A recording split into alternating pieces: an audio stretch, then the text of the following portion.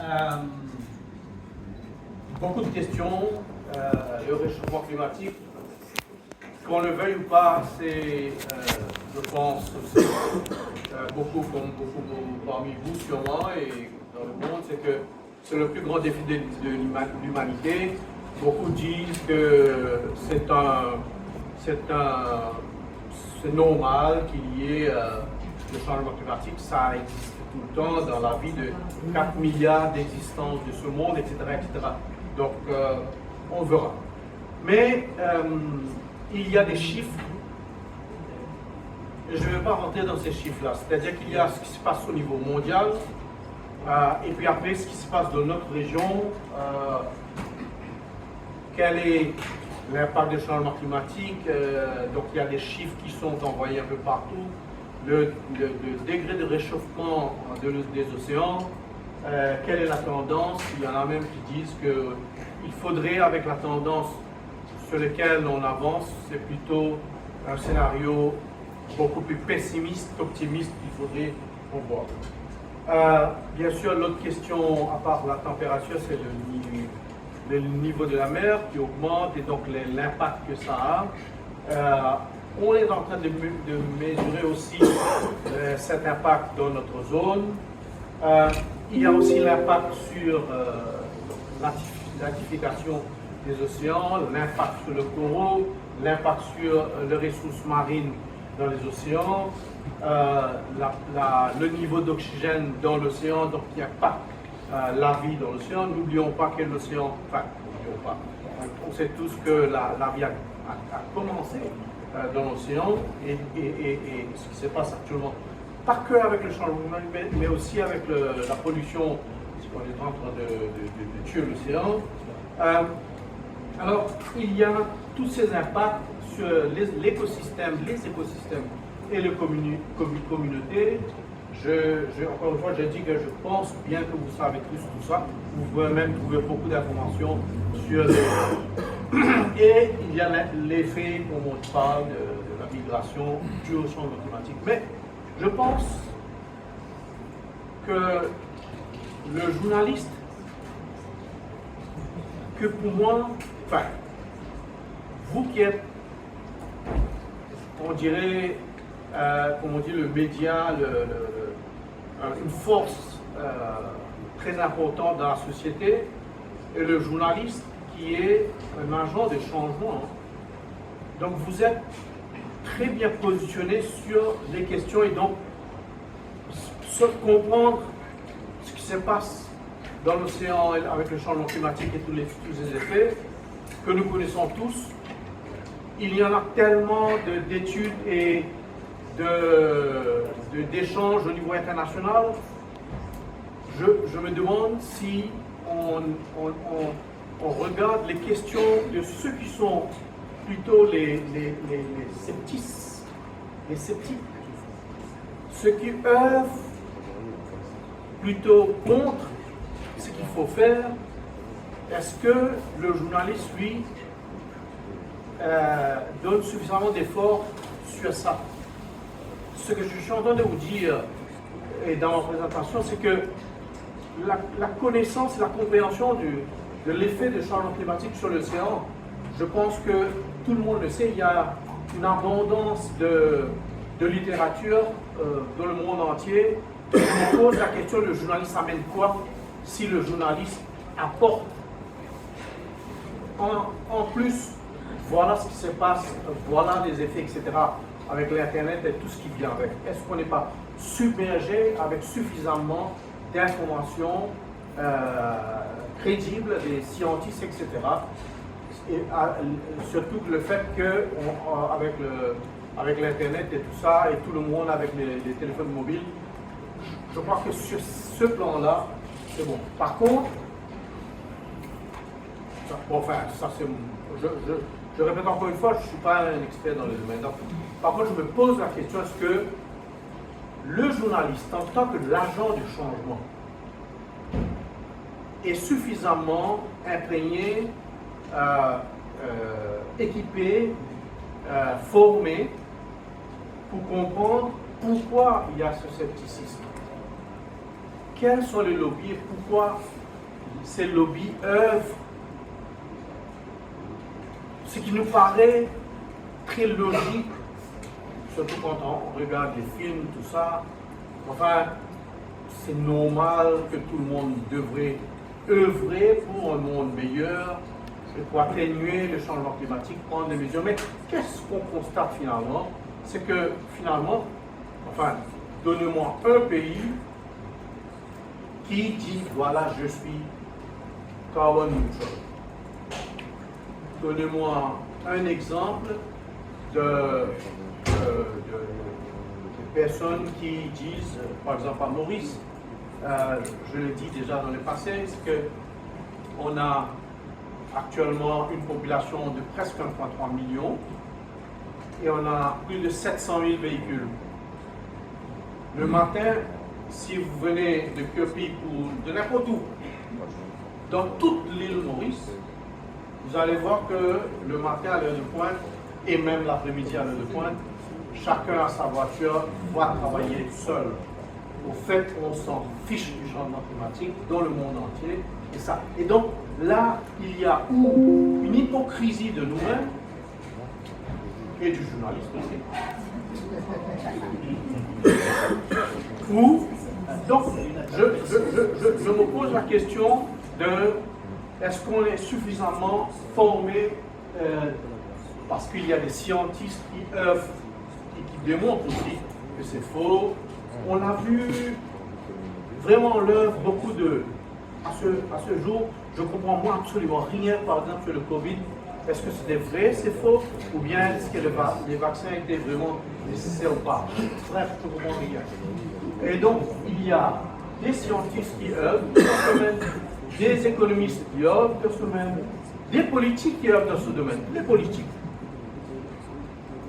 Maurice, des beaux discours à tous les niveaux. Et finalement, moi je vous demande, les journalistes mauriciens, quelle est exactement la position de Maurice sur le changement climatique et quelle est la stratégie de Maurice sur le changement climatique? Donnez-moi ça. Non, je ne demande pas de répondre. Je pose des questions, je ne dis pas c'est comme ça. Et donc, je pense, enfin, il y a des lobbies des industries, enfin, regardez ce qui se passe au niveau mondial. Est-ce que tout ce que vous faites avec ces formations, tout ça, ça vaut la peine, vraiment? Pourquoi on ne laisse pas? Je pose la question, Bon, il y a bien sûr des points de blocage, encore une fois, vous pouvez aller rechercher tout ça. Et j'ai terminé ma présentation. Par contre, je vais soulever plutôt des questions que j'ai réfléchi depuis ce matin et je l'ai mis là.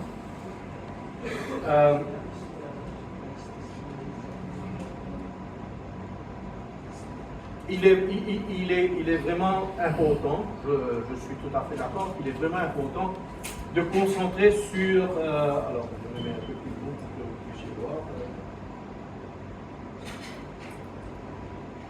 Oui, donc il est vraiment important, bien sûr, sur le changement climatique, de focaliser sur l'océan. Parce que l'océan, ça fait... c'est 3/4 du monde, c'est l'espace, et donc c'est le premier régulateur hein, du changement climatique. Mais encore une fois, je vous donne un autre exemple.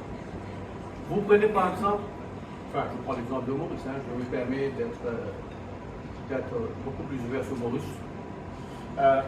Comme je disais, je travaille plutôt sur ce que l'homme fait directement dans l'océan. Vous savez, Maurice a un plateau continental que Maurice partage avec Sheffield, qu'on appelle Joint Management Area. Okay? Et pourquoi c'est un plateau continental? Parce que donc c'est le, enfin, je ne rentre pas dans les détails, mais au fait, c'est tout ça comme ça sonne comme le monde. Le plateau continental, c'est une extension des territoires des pays, et donc normalement, la mer n'est pas trop haute. Hein, c'est considéré comme haute mer, mais n'est pas haute. Donc, en d'autres mots, c'est assez bas. Et, apparemment, j'ai lu quelques études qui montrent que les herbiers qui sont dans cette zone, la Joint Monument Area, qui est de 398 000 km², donc très grand, aussi grand ou plus grand que la France, a des herbiers qui absorbent beaucoup plus de CO2 que l'Amazon. C'est ce que j'ai vu. Par contre, il est vrai que ça absorbe beaucoup de CO2. Mais là-bas, il y a beaucoup d'activités qui ne sont pas correctes. Vous savez, dans cette zone, et ça c'est un peu ce que je fais, il y a beaucoup de rencontres, on dit des rendez-vous noirs. Hein? Donc il y a beaucoup de la pêche INN, etc. Donc il y a des bateaux-mers qui sont là, et d'autres bateaux pêchent ou font des transactions en mer, et d'autres bateaux qui viennent avec de l'huile, tout ça, et qui font des trafics. Et on a vérifié sur une période de plusieurs mois qu'est-ce qui se passe. Et il est vrai. Je vous confirme. Je sais pas. Donc, ce qu'il faut là, s'il y a beaucoup de pétrole qui se trafique sur mer, imaginez les risques que ça comporte. Mais en sus de ça, comme vous le savez aussi que on a vu même dans des poissons, on a même maintenant des scientifiques qui confirment qu'il y a même des microplastiques dans le fœtus des enfants, etc. Donc tout ça vient ensemble, il faudra regarder le tout. En deux mots, la question que je pose est, vous savez, l'ex-pape qui vient de décéder, il y a son âme, qui a dit quelque chose de très important. On est dans un contexte de globalisation de l'indifférence. Et c'est pas faux à Maurice. Donc tant que moi, ce qui me concerne, ce qui me touche directement n'est pas impacté, on laisse. Donc ce qui se passe dans le GMA, ce qui se passe dans la mer, ce qui se passe ailleurs, parce que la mer est pour tout le monde. Et je disais tout à l'heure qu'il y a trop d'infos, etc. L'autre question que je pose, bien sûr, je me ferai sur la formation que vous faites, le niveau de compétence que vous deviez avoir en tant qu'expert journaliste et expert dans le domaine du changement climatique, quelle est la balance que vous allez faire? Je me demande, je pose la question. Parce que je me dis, est-ce que vous devez devenir des experts dans ce domaine ou plutôt être généraliste et comprendre quoi? Et c'est pourquoi, dans ma présentation, je pense, d'après moi, qu'il faudrait concentrer, si on veut faire, enfin, en tant qu'agent de changement, qu'est un journaliste, si vous voulez apporter ce changement-là, il faudrait aller focaliser sur là où votre travail pourrait impacter. Donc, sur ceux qui sont plutôt, si vous êtes convaincus, bien sûr, que le changement climatique n'est pas bon. Je parlais aussi, par exemple, du positionnement de Maurice sur le changement climatique. Quel est pour chaque PUD, petit État insulaire en développement, quelle est la politique nationale de ce PUD, et pas seulement sur des conférences, le COP 29, 56, 75, 1250, COP, qui va continuer. Mais concrètement, vous faites quoi localement? Et donc, et quand j'entends moi des politiques, qu'est-ce que j'entends beaucoup plus? Bien sûr, des beaux discours, mais sérieusement, tout vient à il faudra un peu plus de sous. On demande que des milliards et c'est bon. Et après ça, le problème va être réglé. Donc, il y a par exemple le BBNJ, vous connaissez BBNJ, hein, le traité sur les océans qui a été adopté récemment. Je ne veux pas, parce que j'ai envoyé ça comme une question quand c'était adopté ou c'était adopté ou pas. Mais pourquoi il n'y a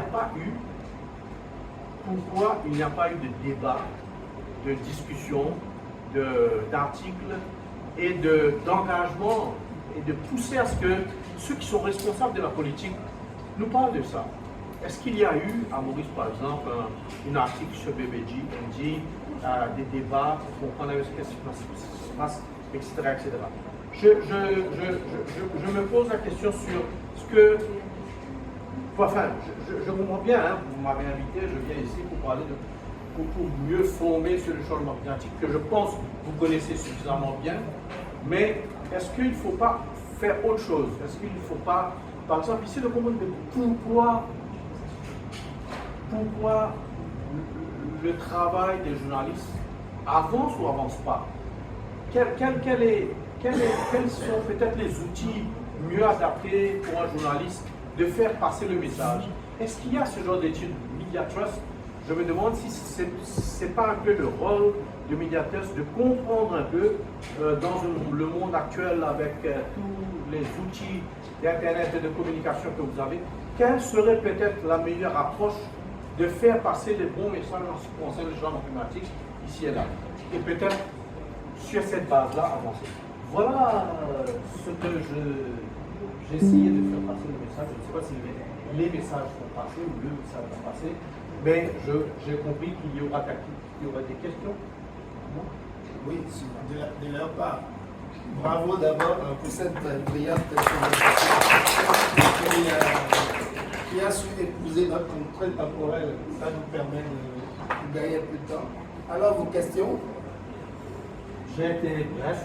Oui, comme Ceux qui me connaissent savent, je vais vous dire déjà pourquoi. Je devais terminer impérativement plus tôt. Oui. Vos questions? Directement. Je vais commenter une question qui je me pose la plus pressante pour moi, c'est justement l'impact du changement climatique sur la pêche. Donc, là, le commentaire que vient, c'est le changement climatique à bord d'eau. Parce que finalement, ma question c'est est-ce que, surtout dans notre océan Indien, qu'on partage là, est-ce que c'est pas trop facile d'attribuer les difficultés en termes de pêche au changement climatique, alors que c'est le problème de surpêche, où on pille nos autres, enfin c'est même pas nos propres. Si le propre État qui pille, ce sont d'autres pays qui le font. Donc je pense que là, un risque pour nous, c'est de rentrer dans le piège de certains lobbies justement, qui veulent mettre sur le dos du changement climatique, ces problèmes en termes de gestion de pêche. Donc, moi, ma question c'est un peu ça. Est-ce que c'est pas trop facile de mettre le problème de pêche sur le changement climatique alors que c'est le problème, selon moi, du surpêche? Je résume mal. Non, tu as raison. En fait, c'est une question très compliquée ça. D'abord, il y a un impact sur le changement climatique sur la pêche. Ça c'est clair. Il y a même, pas plus tard qu'hier, Gilles me disait qu'il y avait du don dans notre région. Oui, du bon, bien sûr, il n'y a pas très longtemps, les derniers ont été observés dans les années 2000. Ouais, gong. Alors, est-ce que c'est lié Est-ce que c'est lié avec le changement climatique? Je ne sais pas. Non, il n'y a pas. Il y a certes un impact du changement climatique sur les ressources marines. Ça, il n'y a pas de doute. Mais par contre, à quel point l'impact du changement climatique est plus fort que l'activité de l'humain et surtout ceux qui pillent nos océans, des ressources dans la zone. Il n'y a pas eu cette étude comparative pour dire lequel est pire. Mais d'après moi, il est sûr que l'impact du changement climatique n'est pas aussi significatif que les pilleurs de nos océans. Par contre, les pilleurs de nos océans, pourquoi ils pillent? On les permet de le faire. Mais justement, je parlais de lobby. Et justement, là, pour moi, nous, on est très attentif. C'est que c'est un sujet, c'est une organisation, c'est un lobby, justement, vont nous faire mettre tout ça sur le dos du changement climatique, alors que les causes plus réelles, plus sérieuses sont ailleurs. Donc là, typiquement, la pêche, pour moi, quand l'industrie veut dire allons parler des effets du changement climatique sur la pêche, sans être expert, j'ai quand même quelque chose dans le code Bartel qui me dit fais attention aux secteurs de l'année et de l'audience aussi. Non, je répète, il y a définitivement un impact, ça il n'y a pas. Par contre, en ce qui concerne les prieurs de nos zones maritimes, c'est pas même nécessaire d'avoir des lobbies. C'est pas nécessaire. Si je regarde mon courriel, j'ai mis, ce qui est important, c'est que dans mon courriel, vous pouvez voir, c'est No Man's Sea, c'est comme No Man's Land. En fait, pour moi, aucun État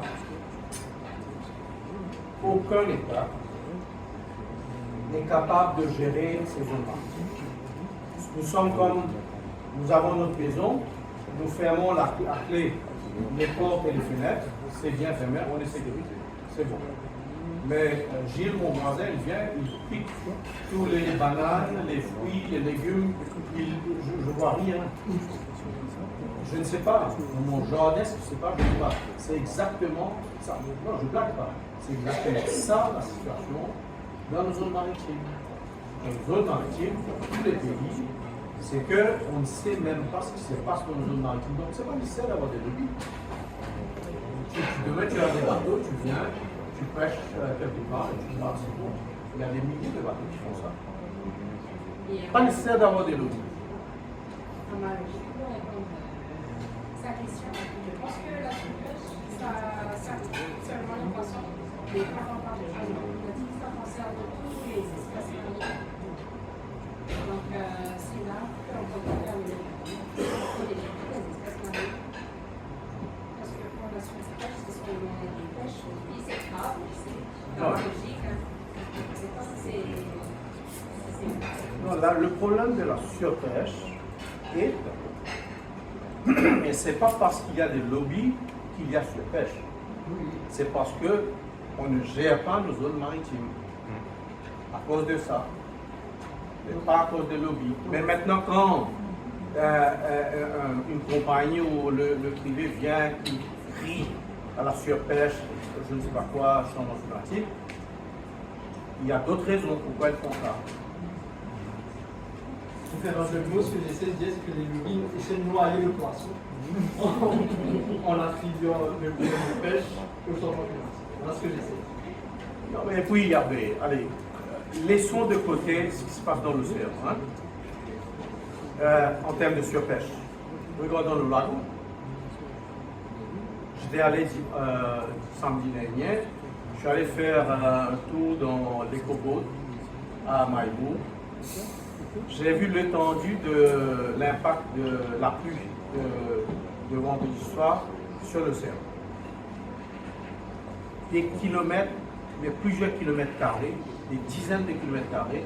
On est allé pendant au moins 1 heure dans la mer et c'était toujours marron bas. Donc si on continue avec une petite île Maurice de 1800 et quelques kilomètres carrés, j'étais 30 à 50 000 tonnes de pesticides et d'insecticides, d'avoir des rivières où on n'a même pas un système de s'assurer à ce qu'il n'y a pas d'érosion et qu'on ne contrôle pas l'activité de pêche dans le lagon et vous attendez qu'il n'y a pas de surpêche. Donc il faut commencer c'est ce que j'ai dit tout à l'heure. Si vous ne commencez pas dans votre propre maison de comprendre pourquoi il y a surpêche dans le lagon, bien sûr, Maurice qui importe 75% de nos besoins de pêche de poissons de l'extérieur, bien sûr, avec 2,3 millions de mètres carrés. Donc, les vraies raisons sont ailleurs. Ce que je suis en train de dire pour venir à la question des journalistes d'information, c'est là qu'il faut comprendre les vrais facteurs déterminants concernant les sujets sur lesquels on est en train de discuter. Mais pour revenir au changement climatique, je ne crois pas que le changement climatique ait un impact aussi grand pour arriver à la question du manque de poissons. Je ne pense pas qu'on est arrivé à ce stade-là.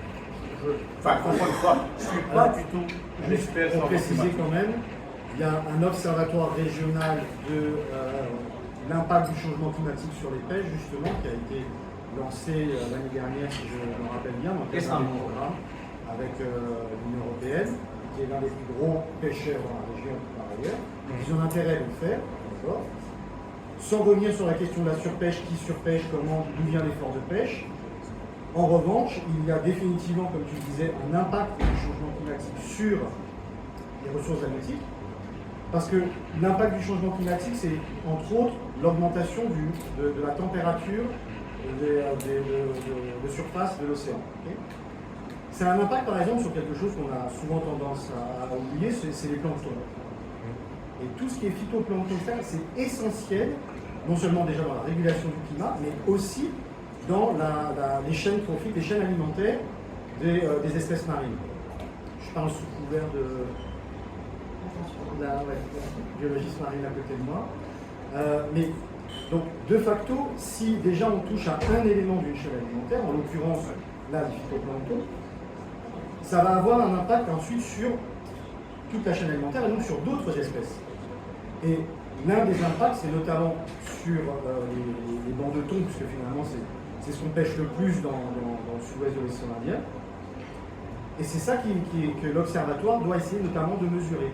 Dans quelle proportion est-ce que l'impact du changement climatique, augmentation du niveau des températures, acidification des océans, etc., a un impact sur telle ou telle espèce marine, et en ayant cet impact-là, est-ce que ça vient toucher derrière une chaîne alimentaire ou d'autres espèces, notamment les espèces que l'on va pêcher. Donc c'est pour ça aussi que c'est important d'avoir cet aspect-là, parce que d'un côté, on est certainement en train de surpêcher, ou en tout cas il y a beaucoup de pêche illégale, etc., non réglementée, non déclarée. Mais de l'autre côté, si en plus on a des espèces qui, elles, commencent à perdre en volume, plus l'effort de pêche continue, et de l'autre côté on a l'impact du changement climatique, c'est là on arrive à un véritable problème qui posera la question du point d'équilibre.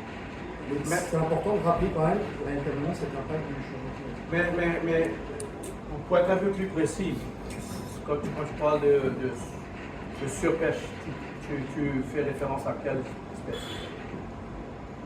Ensuite, le thon est surpêché, mais je trouve ça concerne d'autres espèces aussi. Non, le thon n'est pas surpêché.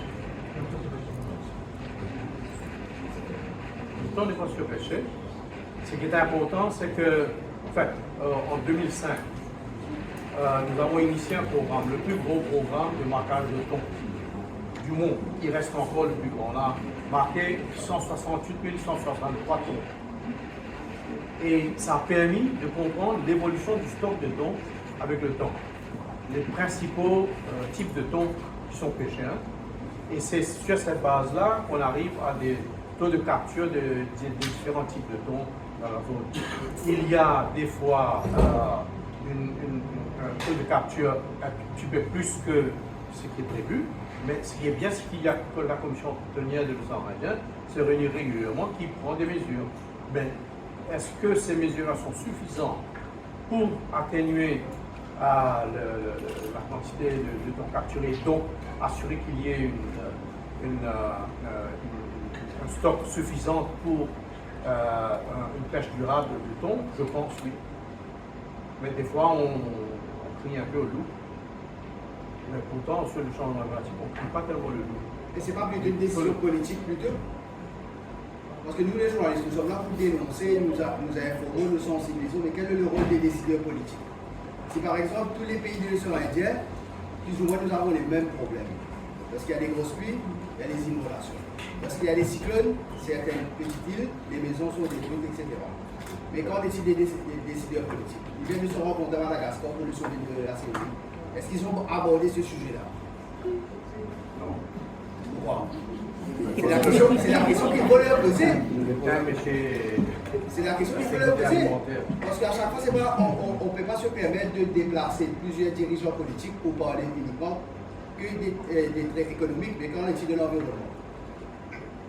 Peut-être que la série devrait prendre note. Bonne question, Jean-Marie. Oui. Moi, je t'invite à poser la question au gouvernement mauricien, en l'occurrence, tu es mauricien. Ouais. Vous êtes de Madagascar, des Seychelles, etc. Posez la question aux décideurs. Le gouvernement mauricien a deux oreilles comme nous. Oui, deux oreilles. Le gouvernement entend, j'essaie que le message va passer. Mais en tant que CELOI, nous, on travaille pour 5 États membres. Voilà. Okay, Le secrétariat général, on a souvent tendance à dire la COI n'a qu'à faire. La COI ne fait pas. Les États décident de ce que la COI va faire. C'est pareil pour toute organisation intergouvernementale. Et ça, c'est une chose que les gens ont tendance à oublier. On croit qu'on est au-dessus des États. On va dire à Maurice, bon Maurice, tu fais ça, Seychelles, tu fais ça. Jamais. Eux nous disent qu'est-ce qu'on doit faire. Okay. Donc les États ont effectivement décidé de ne pas parler d'environnement, ni de l'océan, ni de tout ça lors du sommet des chefs d'État qui était centré sur la sécurité alimentaire et nutritionnelle et les questions économiques comme tu dis. Moi j'invite les journalistes aujourd'hui, si je l'avais été encore, j'aurais posé la question, vous êtes bien gentil, vous avez parlé de ça, ça, ça, pourquoi vous ne parlez pas environnement? Pourquoi vous ne parlez pas de l'océan alors qu'il y a l'UNOC à Nice, qui est la conférence des Nations Unies sur l'océan à Nice au mois de juin, pourquoi vous ne parlez pas de ça? Pourquoi est-ce que vous ne parlez pas de climat alors qu'on va arriver à la COP 30? Ça fait 10 ans qu'il y a la COP 21 qui a été signée. Où en sont les pays membres de la COI? Là, tout ce que je vous dis, j'espère que personne ne va me citer ici parce que tout est en off.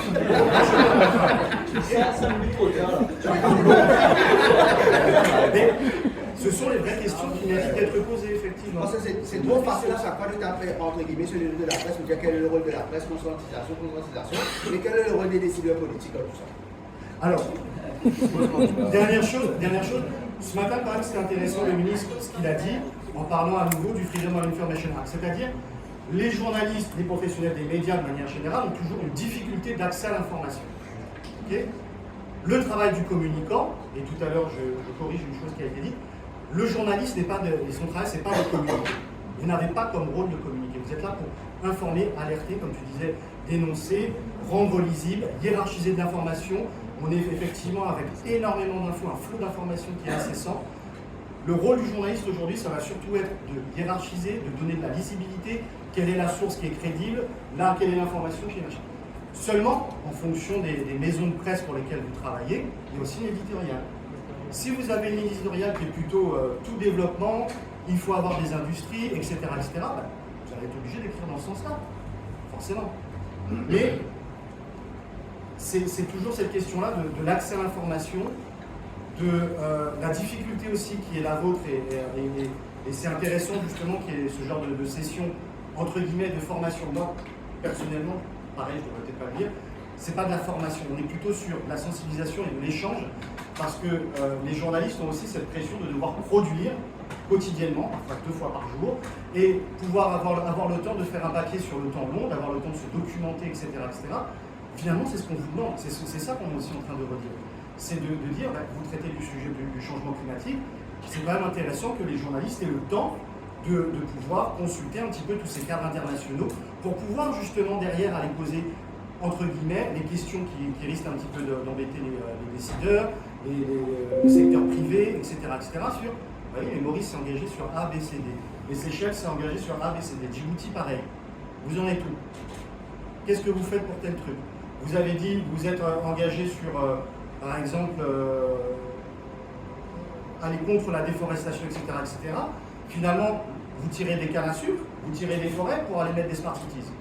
Ah, mais elles sont smart, elles sont écologiques, elles sont très belles, elles ont des labels. On questionne ça. Est-ce que véritablement c'est un bon modèle de développement et d'aménagement du territoire pour un petit État insulaire comme Maurice?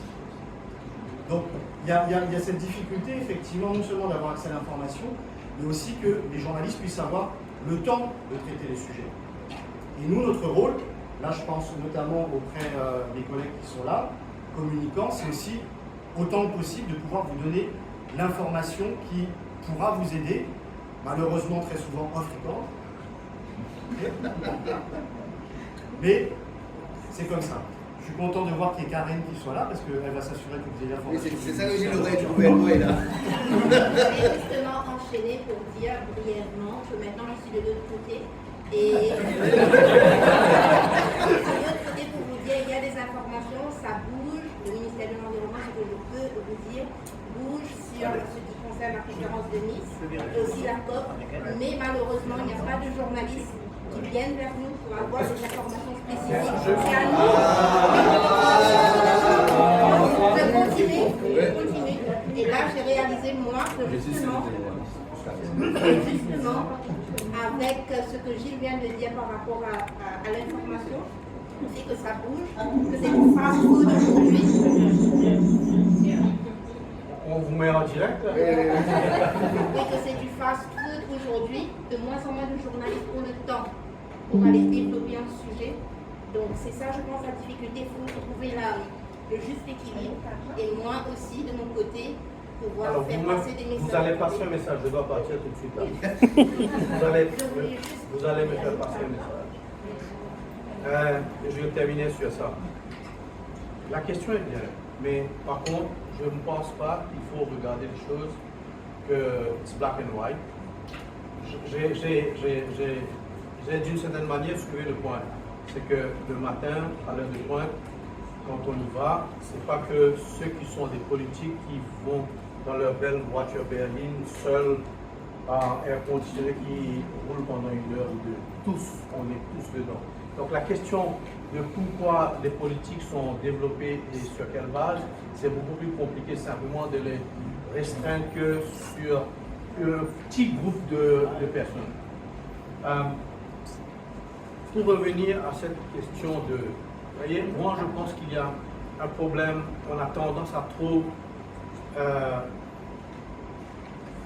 trop résumer ou plutôt limiter que voilà, tout est politique et donc les 25 ministres ou les quelques députés qui sont dans les parlements, dans les pays. On oublie ceux qui sont derrière pour formuler les politiques. Et ceux qui sont derrière, c'est ça le problème. Pour moi j'ai posé une question, je croyais que, encore une fois, très offline, moi je croyais que dans toute ma vie, la plus grande manifestation de la société civile, c'était le 29 août 2020. Peu importe s'il y avait une personne qui a mobilisé, whatever be the reason. Et je croyais qu'à un moment donné, il y aura, c'est pas nécessaire même d'avoir un groupe de 25 000 experts qui nous disent ça. Je croyais qu'à un moment donné, avec un changement, il y aurait quelqu'un qui dit no more occasional. Et voilà ce qu'on va faire. Personne n'en parle, excepté dans les journaux, de temps en temps, on célèbre. C'est comme si je dirais, c'est bien d'avoir eu ça. Chaque année, on a quelque chose à écrire, à célébrer, autre chose. Donc, moi, je ne comprends pas. Sur beaucoup de choses, je ne comprends pas. Pourquoi il n'y a pas dit, voilà, il n'y aura plus de loi. Et croyez-moi, on peut le faire. Je m'arrête là. Merci beaucoup et next time. Gilles. Je vous laisse. Bonjour Tarja, tu nous entends? Can you hear us? Tarja?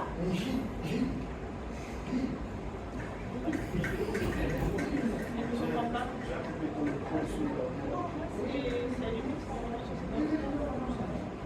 Elle nous entend pas? Non, elle nous entend pas.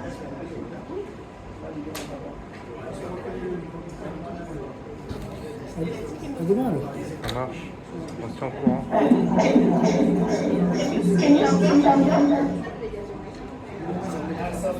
Hello, can you hear me? Yes. Okay, but I don't hear you.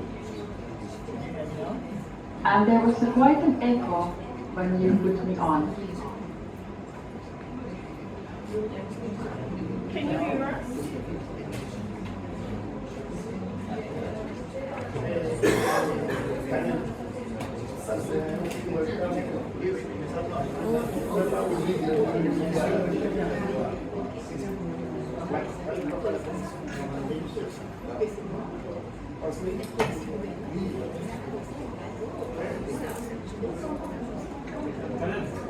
Maintenant, c'est vite. Voir où est-ce que le micro capte, le micro du logiciel. Oui. Au bas à droite, là. Au bas à droite.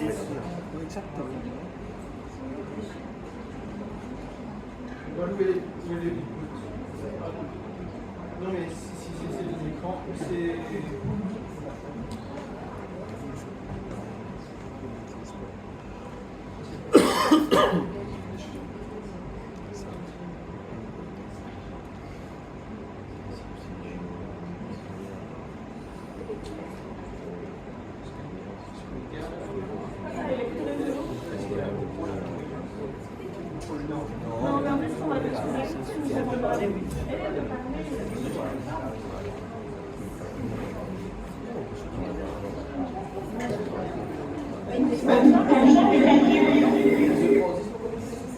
All right, okay.